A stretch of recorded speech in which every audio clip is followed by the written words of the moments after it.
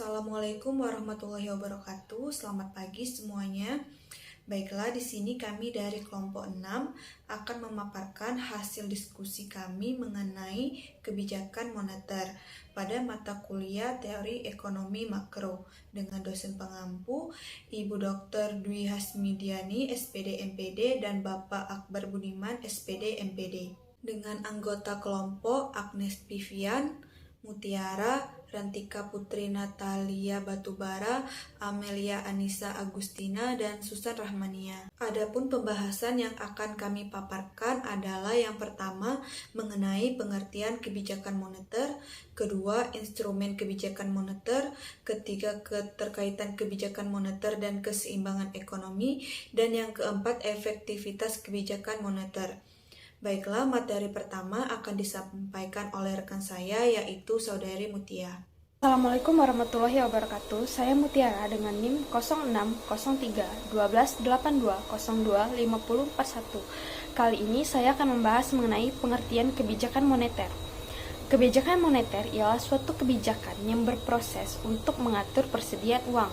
Dari persediaan uang yang teratur, kebijakan moneter dapat mencegah serta menahan terjadinya inflasi dan dapat menstabilkan keuangan negara.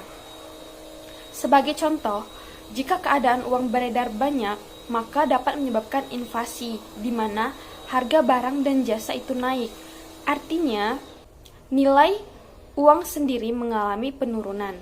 Inflasi yang terjadi dapat mengakibatkan kerugian dan dapat menyulitkan masyarakat. Kebijakan moneter salah satu kebijakan yang dapat dilakukan untuk menyeimbangkan harga dan menyeimbangkan tingkat uang yang beredar agar inflasi tadi tidak terjadi.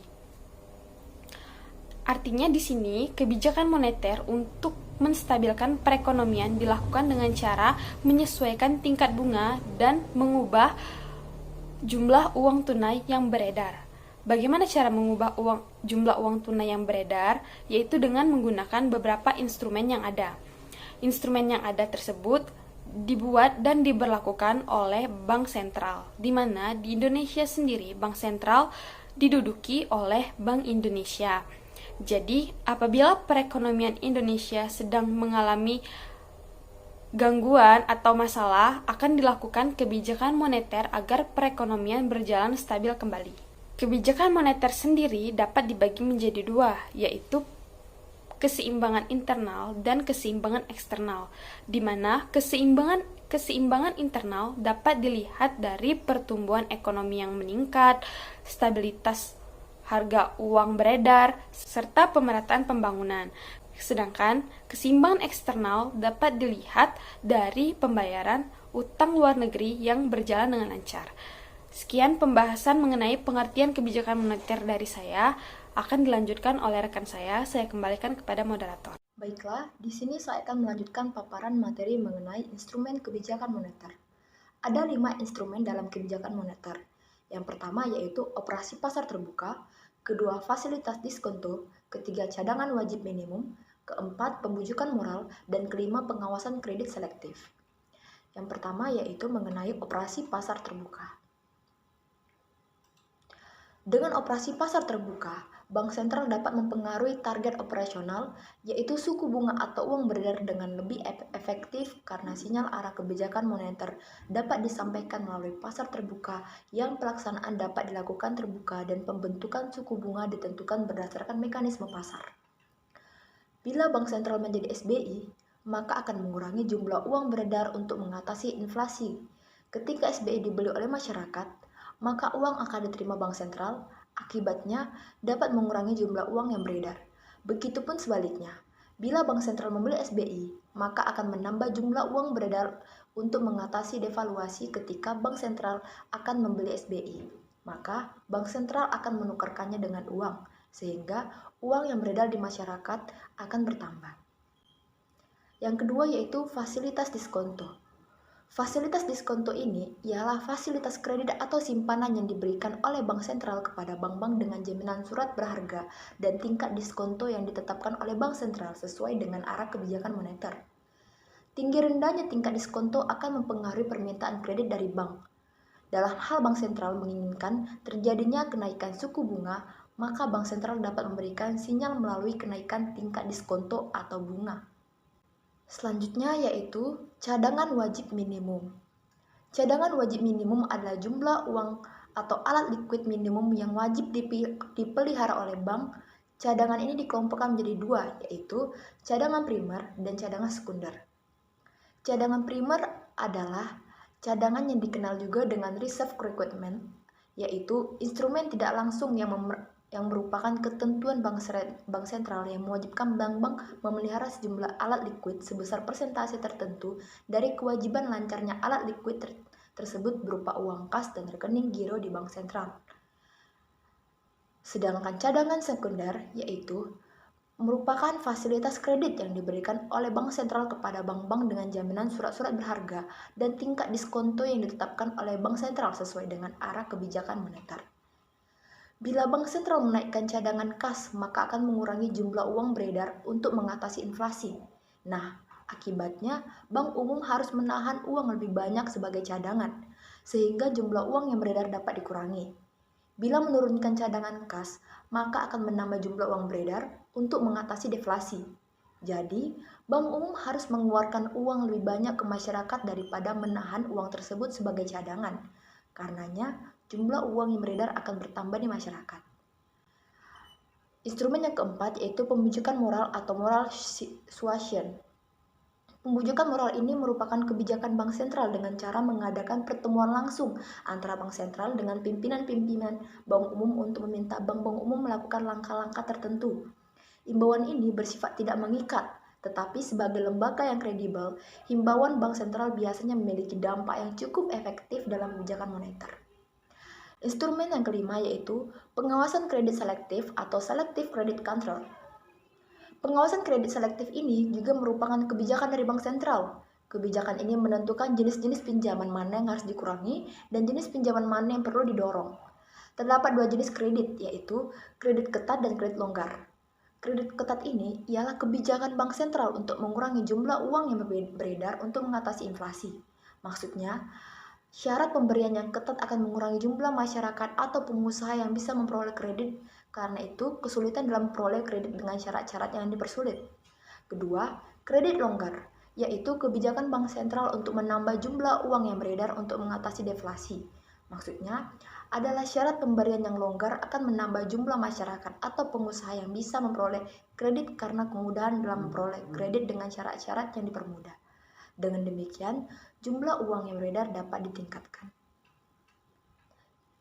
Demikianlah paparan saya mengenai instrumen kebijakan moneter. Baiklah, di sini saya akan melanjutkan paparan materi yang sebelumnya telah dipaparkan oleh rekan saya, yaitu mengenai keseimbangan dalam analisis IS dan LM.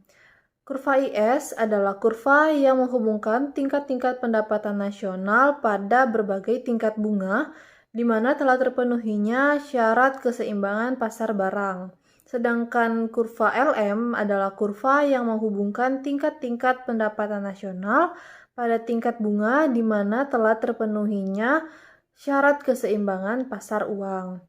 Pada umumnya, kurva IS ini berslope negatif, sedangkan kurva LM berslope positif. Pendapatan nasional yang memenuhi syarat keseimbangan baik pada pasar uang maupun pasar barang terletak pada titik perpotongan antara kurva IS dan kurva LM. Dengan demikian, keadaan perekonomian di mana terpenuhinya syarat keseimbangan pasar barang dan juga terpenuhinya syarat keseimbangan pasar uang dikatakan berada dalam keseimbangan umum atau general equilibrium, dan titik potong antara kurva IS dan LM disebut titik keseimbangan IS-LM. Untuk memperoleh titik potong pada kurva IS dan kurva LM, kita harus menggabungkan terlebih dahulu kedua kurva tersebut ke dalam satu bidang kurva dengan sumbu tegak yang menunjukkan tingkat bunga dan sumbu datar menunjukkan tingkat pendapatan nasional. Yang berarti kita harus menggabungkan proses penurunan kurva IS dan proses penurunan kurva LM agar kurva IS dan LM dapat berpotongan. Maka jika kurva IS berada pada kuadran tenggara, maka kurva LM harus pada kuadran barat laut.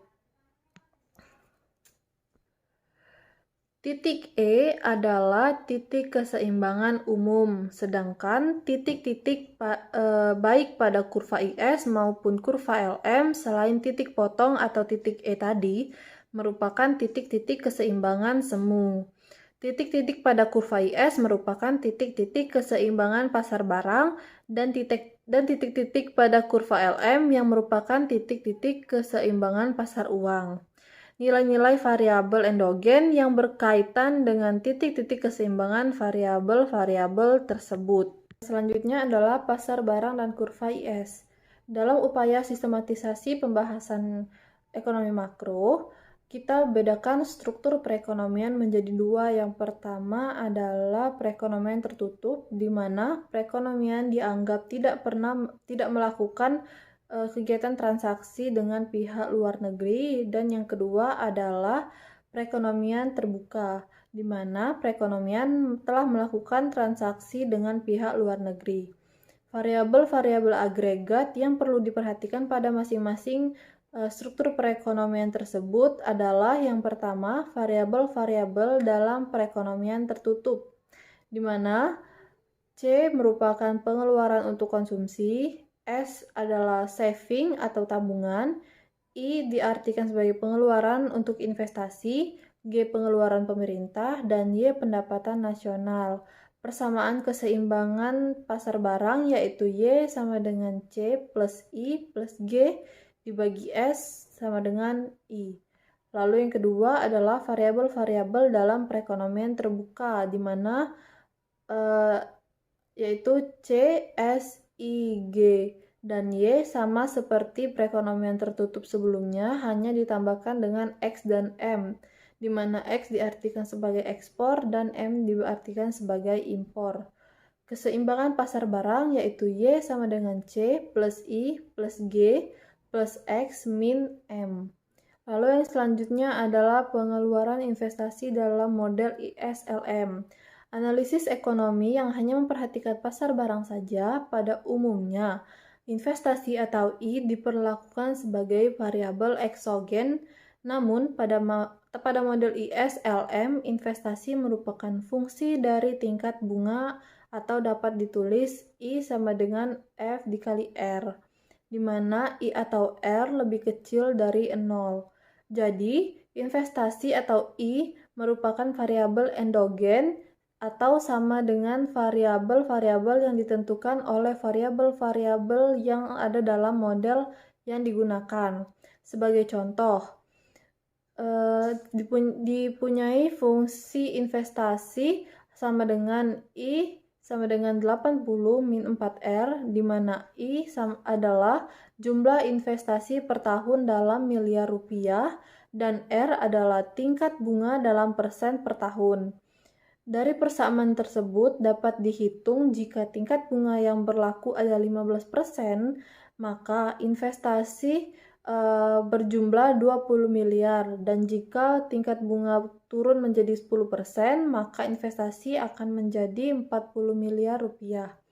Dengan demikian, dapat disimpulkan bahwa jika tingkat bunga turun, investasi cenderung meningkat, dan sebaliknya, jika tingkat bunga naik, maka investasi cenderung menurun. Lalu selanjutnya adalah fungsi saving dan fungsi konsumsi. Karena fungsi investasi sangat berkaitan erat dengan fungsi saving dan fungsi konsumsi, maka kedua fungsi ini perlu dibahas dalam rangka menurunkan fungsi IS. Pada umumnya, fungsi konsumsi ini diasumsikan mempunyai persamaan seperti C sama dengan A plus CY, di mana A diartikan sebagai besarnya pengeluaran konsumsi pada pendapatan nasional sebesar 0, dan C kecil adalah C dibagi Y sama dengan MPC atau Marginal Propensity to Consume.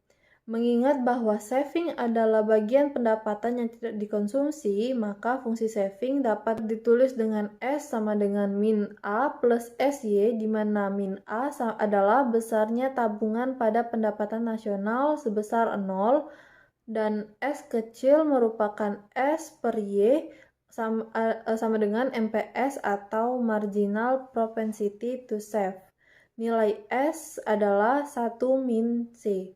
Sebagai contoh, jika dipunyai persamaan fungsi konsumsi, yaitu C sama dengan 40 plus 0,6 Y, dalam miliar rupiah, maka perekonomian ini mempunyai persamaan saving S sama dengan min 40 plus 0,4 Y.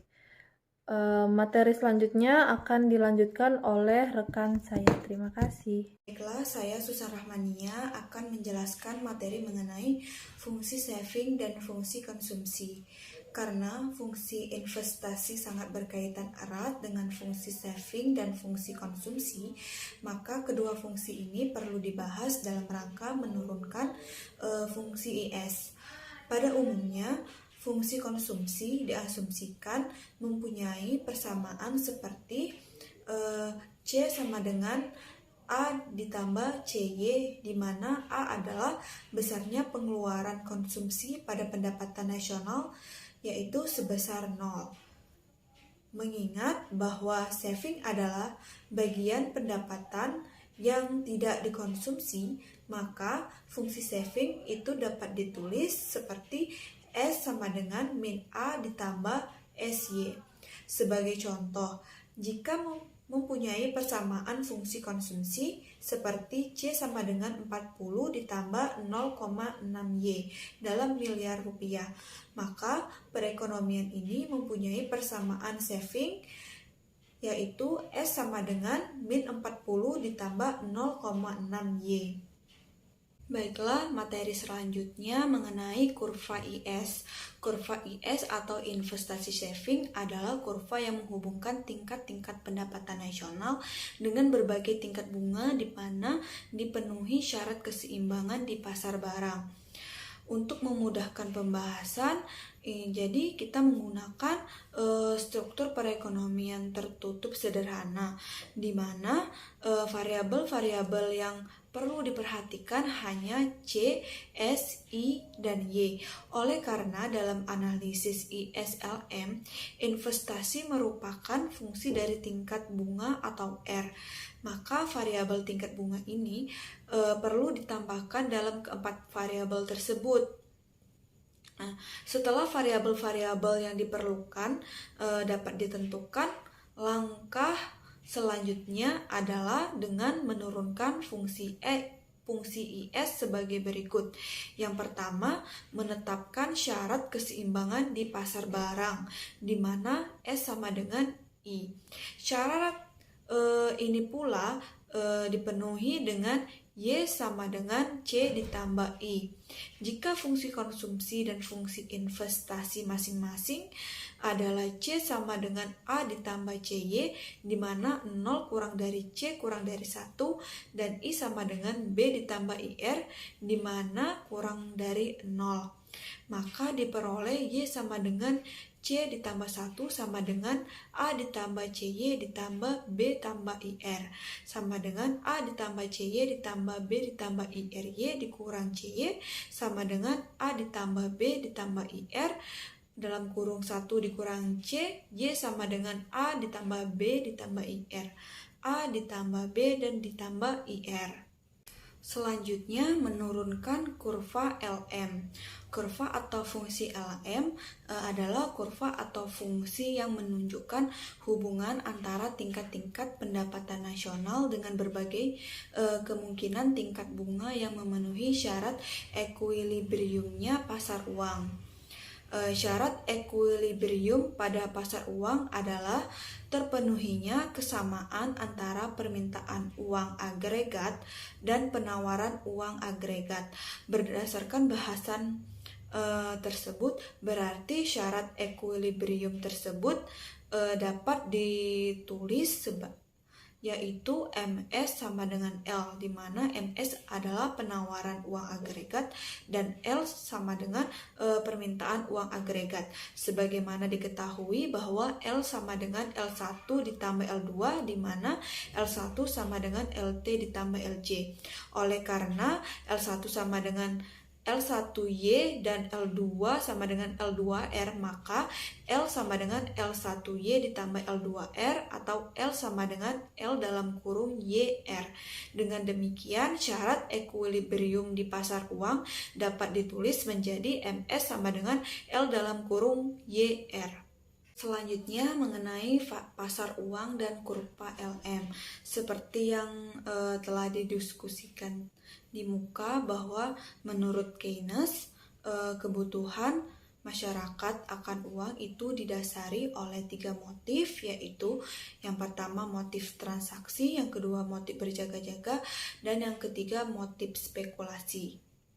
Baiklah, saya Agnes Vivian dengan NIM 060312825238 dari kelas Indralaya akan melanjutkan penjelasan terkait materi kebijakan moneter, yaitu efektivitas kebijakan moneter.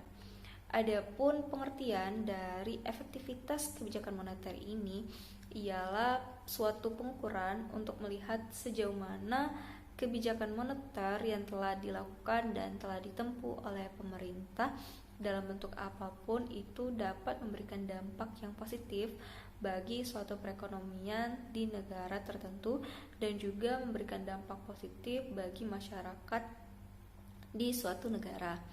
Nah, dampak positif ini maksudnya dapat memberikan pengaruh kepada kebijakan makro lainnya, dapat meningkatkan pertumbuhan ekonomi, dapat meningkatkan kesejahteraan masyarakat, dapat meningkatkan kesempatan kerja, dan juga dapat meningkatkan penerimaan devisa negara. Selanjutnya, faktor-faktor yang mempengaruhi efektivitas kebijakan moneter. Yang pertama itu laju inflasi yang terkendali. Nah, apa itu inflasi? Jadi, inflasi itu merupakan kenaikan harga dari suatu barang dan jasa yang secara umum dan terus-menerus terjadi dalam jangka waktu tertentu. Akibatnya, jika terjadi inflasi ini akan menyebabkan bank menjadi kesulitan untuk mengerahkan dana kepada masyarakat, sehingga tingkat bunga real menjadi menurun. Selain itu juga ini mempengaruhi masyarakat, yakni kemauan masyarakat untuk menyimpan kekayaannya di bank itu juga menjadi menurun. Maka dari itu, laju inflasi yang terkendali ini menjadi salah satu faktor yang dapat mempengaruhi efektivitas kebijakan moneter. Selanjutnya, faktor lain itu seperti nilai tukar rupiah realistis. Dengan adanya nilai tukar rupiah realistis dapat membuat pelaku usaha itu mendapatkan kepastian.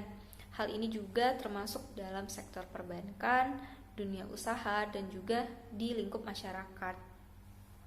Tetapi sebaliknya, jika nilai tukar rupiah itu dalam keadaan yang rendah, maka dapat memicu peningkatan permintaan kredit di dunia usaha. Nah, situasi ini secara tidak langsung dapat menguntungkan dunia perbankan. Maka dari itu, faktor lain yang dapat mempengaruhi kebijakan moneter ialah nilai tukar rupiah yang realistis. Faktor lainnya yaitu suku bunga berada pada tingkat yang wajar. Efektivitas kebijakan moneter selain dipengaruhi oleh laju inflasi yang terkendali, nilai tukar rupiah realistis juga dapat dipengaruhi dari suku bunga yang berada di tingkat wajar.